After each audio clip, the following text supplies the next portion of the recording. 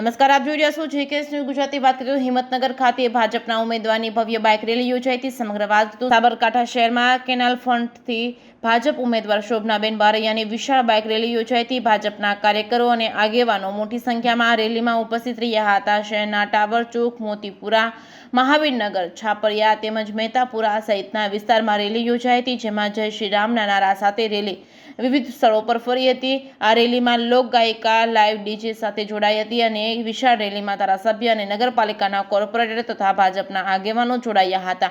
આ રેલીને લઈને હિંમતનગર શહેરમાં રસ્તા પર ટ્રાફિક જામ સર્જાયો હતો. કેનાલ ફ્રન્ટથી શરૂ થયેલ રેલી હિંમતનગરના અલગ અલગ માર્ગો પર ફરી હતી. એનર્જી સર્કલ ખાતે પૂર્ણ થઈ હતી અને સાંજથી જ પ્રચાર બંધ થઈ જશે.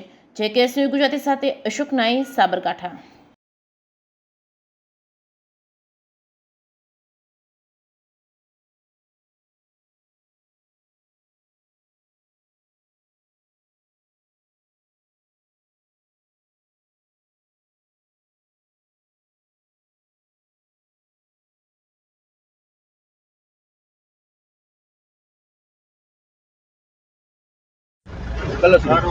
આજે સાંજે 5 વાગે પડઘમ સાફ થાય છે. કેટલી રોડ શો કર્યા, કેવી જોડી?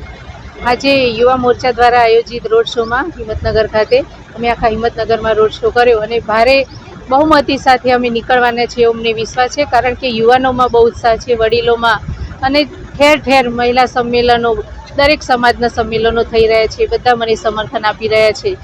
હવે મન બનાવી લીધું છે સાબરકાંઠા લોકસભાનું કમળ સુંદર રીતે ખીલીને દિલ્હી જવાનું છે. વિશાળ બાઇક રેલી સાથે વિશાળ બાઇક રેલી સાથે શો રોડ કર્યો અને અમે બધા એરિયામાં હિંમતનગરમાં ફર્યા. જંગી સમર્થન મળ્યું.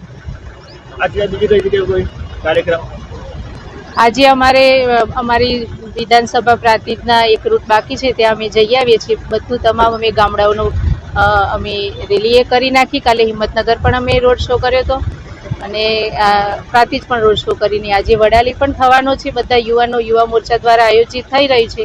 આજે બધે રોડ શો છે.